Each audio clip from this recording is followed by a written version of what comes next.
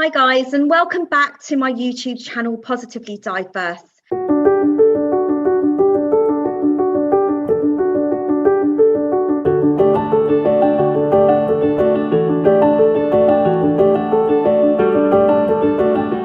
I'm really happy to have you guys here with me today. I don't know if you had a chance to have a look at part one with my interview with Laura from Cultiva Kingdom. Last week we had a fantastic chat about hemp products on the skin and sustainable clothing. And Laura shared with us her journey of having eczema and how she feels that hemp products have really sort of supported her skin and have such a great benefits to sort of helping the environment. Thank you once again for joining me on part two of our discussion of hemp and sustainable clothing. Thank you. Yeah, I'm really thoroughly enjoying our conversation. I think it's really important that we do highlight these aspects, and it's great that we can talk not only about the benefits of the skin, but actually the benefit of the environment as well. I know we talked so much in our IG live that we did on Instagram, and also last week when we were talking about, hemp products on our skin. We're going to go into this a little bit more today. So when we talk about the effects of hemp, of these materials on our skin, could you sort of give us more information on what these products, the benefits that we're actually getting?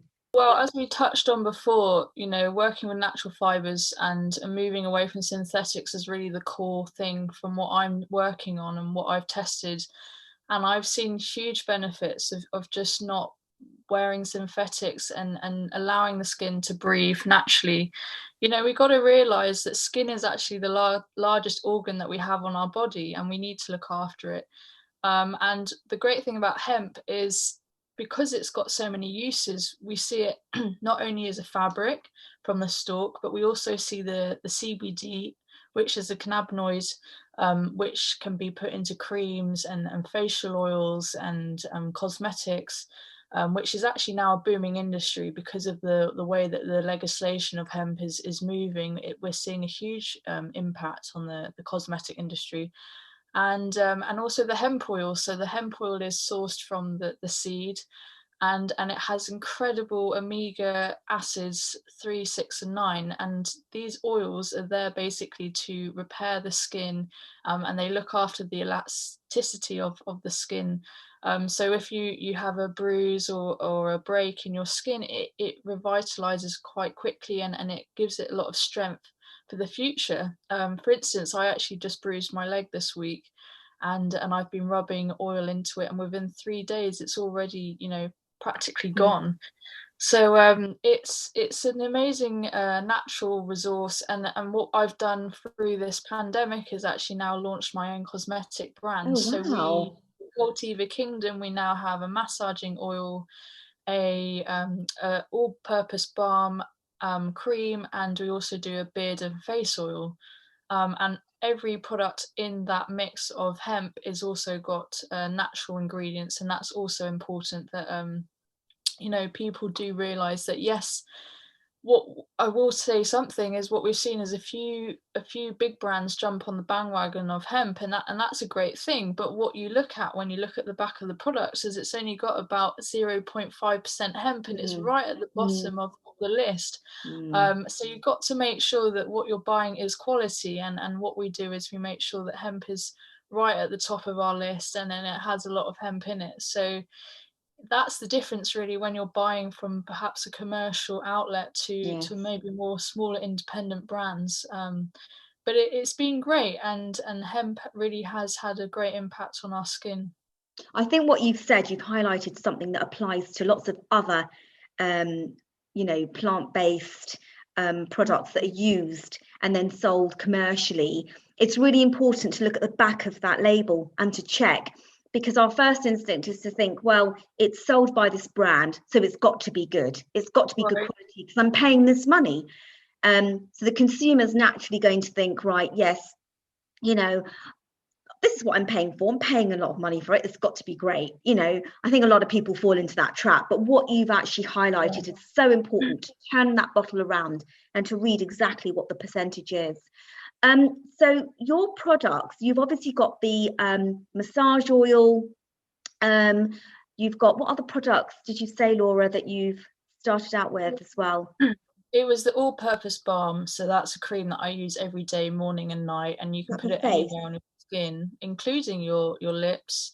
And it is great. It's a great one to have with you anywhere you go. I mean, something that I've definitely realised through this pandemic is this need to wash your hands every 5 minutes. And when I was at work, I was washing them, probably about 10 times a day, and I come out of work with my hands very dry, and I Yeah. would immediately put this cream on, and overnight they were replenished. So I think that's something that we need in this pandemic is really good moisturizers. Yes. And we will be sharing the details of the massage oil and the products that are mentioned in this interview today. We will be sharing them below at the bottom of this YouTube. So we will be putting all the details in of that, Laura. Um, so, just moving on a little bit more about hemp, like, could you tell us some sort of facts about hemp? I mean, things that we kind of should be aware about, or things that we wouldn't know, things that would surprise us.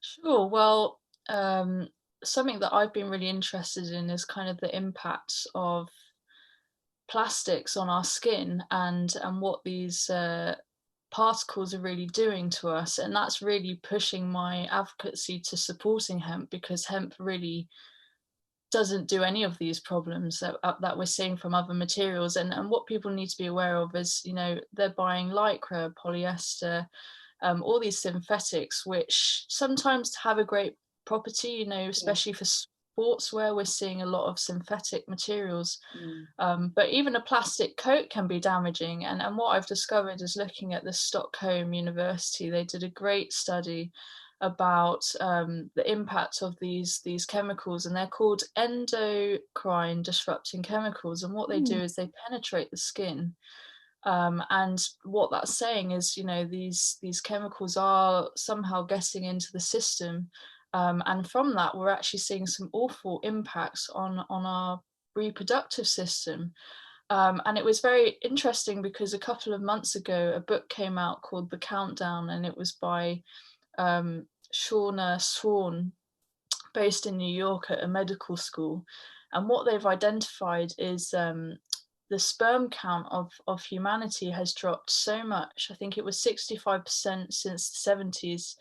And what they're saying is, our grandparents had double the amount of sperm from the men than what we have now. And what they're Shocking. predicting is we could actually be um, zero productive systems by 2045, and it's absolutely shocking to That's not think long. That's long. that That's that not long that could be at the end of all. humanity. So I think people really need to understand the consequences of, wearing plastic and even eating out of plastic food packaging, and what these chemicals are actually able to do to the body.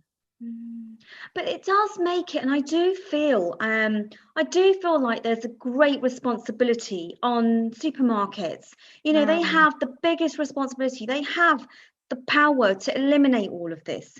People do need to go out and get food. People do need to go out and get their lunches, and all of this sort of stuff is provided within, plastic. It's all in plastic containers. Now, I do feel like the supermarkets and the big chain stores need to do a lot more to be involved in this, Laura.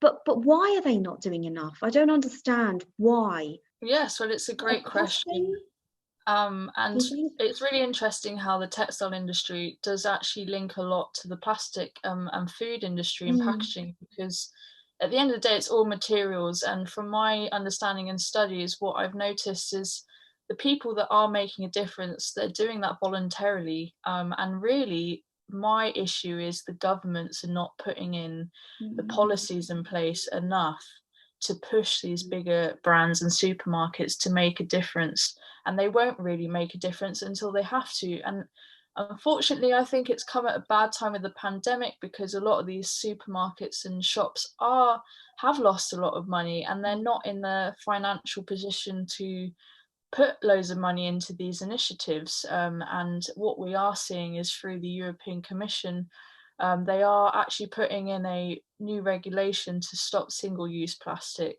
And that will filter through the fashion industry, the food packaging industry, and we will hopefully see some change. But at the same time, the other issue is we're having to innovate new materials, which is great. But for instance, I was having a discussion with my dad yesterday about how, although we're moving away from plastic, we're then relying on other materials like wood, for example, and trees, because we're using perhaps more paper bags.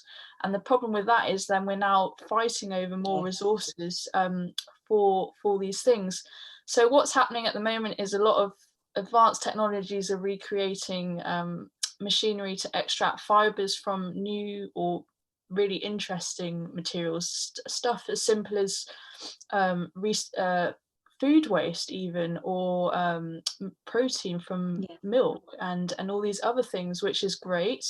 But again, it all comes down to cost, and at this point those things aren't as economically viable. So what we're seeing is this kind of gradual revolution changeover, which is great, but the reason why it's so slow is because things just aren't there yet. We're still doing this this research and building an economics of scale to make it all plausible, and we're just at the sort of tipping point, I think, to going through that new stage. I know that having worked in schools and where my children are at as well, there's a lot that's being taught in schools to children. I mean, I get a lot of pressure from my daughter about when we're in the supermarket, what products we're picking up because of the packaging. I mean, I think from that point of view, it's great that the younger generation are being educated about it. It's just about kind of spreading that message to the older generation as well, of what we can be doing to be more sustainable. I think you're absolutely right, Laura, that there will be a little bit more pressure. Like you said, if we're using more paper bags, it's going to come down to trees. We need our trees for our ecosystem as well.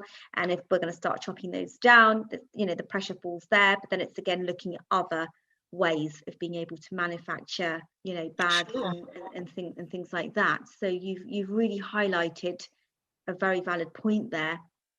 Yes, and I think it is vital that we do start teaching children from a young age about these issues. And what I'm very passionate about is teaching kids about sustainable design, because I believe if they're at that age and, from GCSE to university, where they're already implementing these things into their work, which is actually what I did when I was very interested by it from a young age. And unfortunately, I didn't feel at the time that the curriculum was actually telling me enough.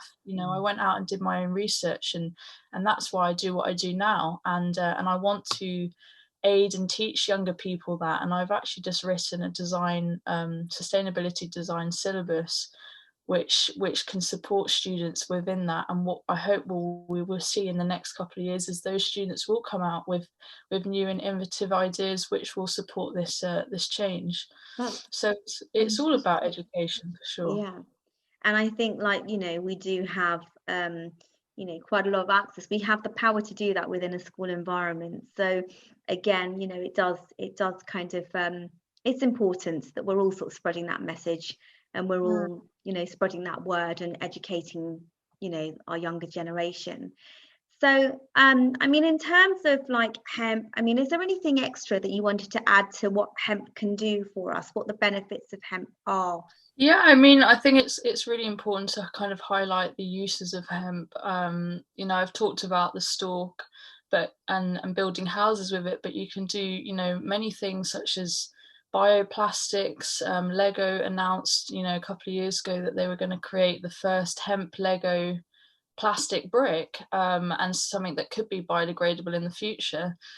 We see, car industries using hemp fiber for their dashboards. We're seeing a lot more kind of hemp paper-based products. Yes. And something I've been working on, especially in the cosmetic industry, is actually developing hemp fiber-based products and packaging. So I worked with the lovely Hemp Press, who creates these beautiful CBD bath bombs, and we turned her packaging into 100% hemp.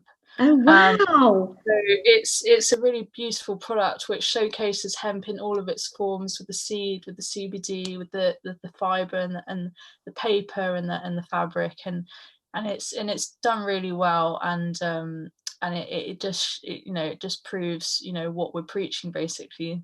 We'll have to provide details of that as well in our description. If anyone else is interested and they want to head over and find out more information about that, we will definitely pop on that information under the interview. What have your benefits been to working with your own skin conditions?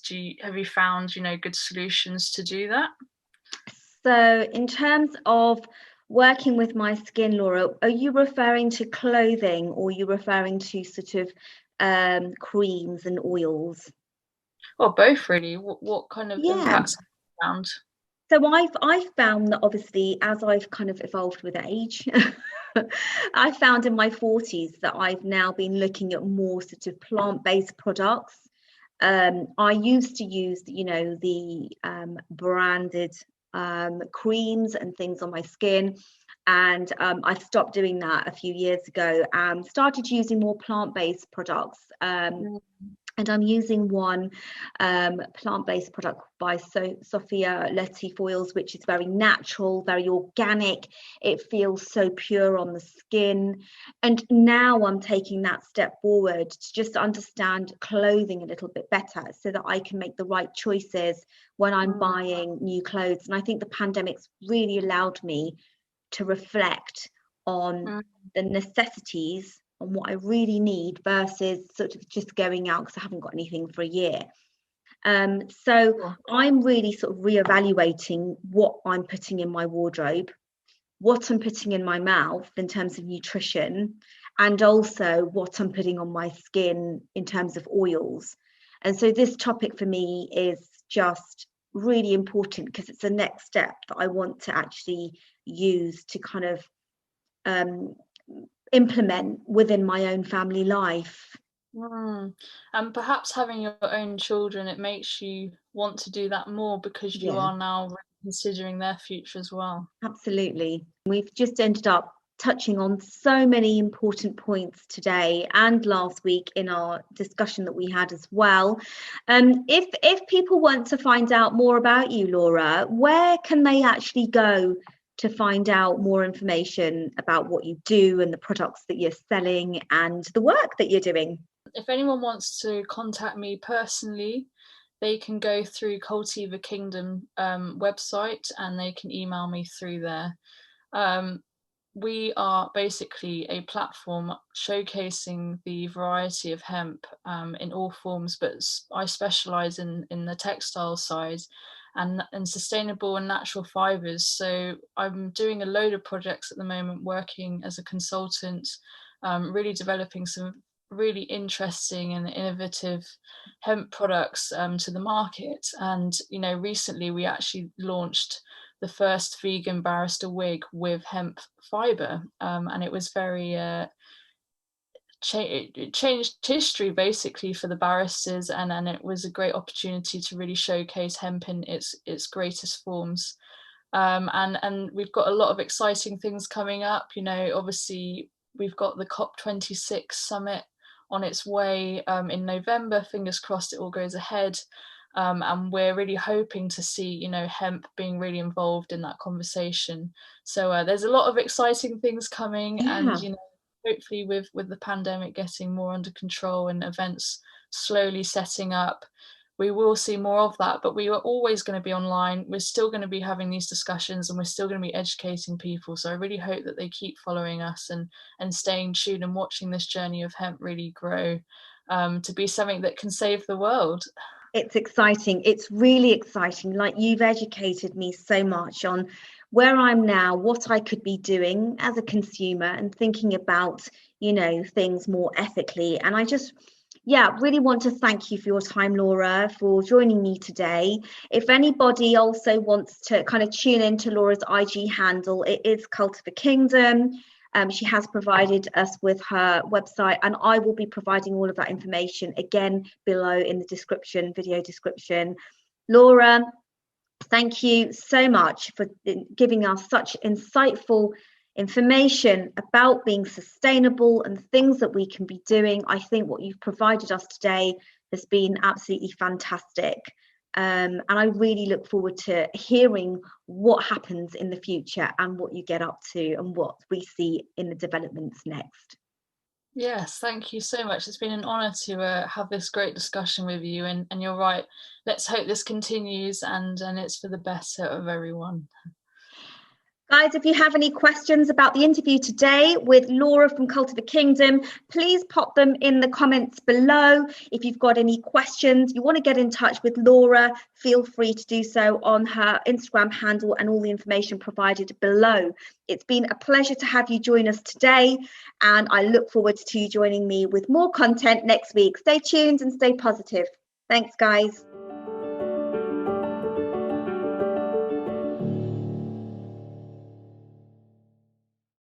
Thank you for watching the video. If you liked the content and you liked what you saw, don't forget to hit the like button below and subscribe to my channel, where I'll be sharing more content with you. If there's something that you would like me to talk about, please pop it in the comments below. See you next time. Stay positive.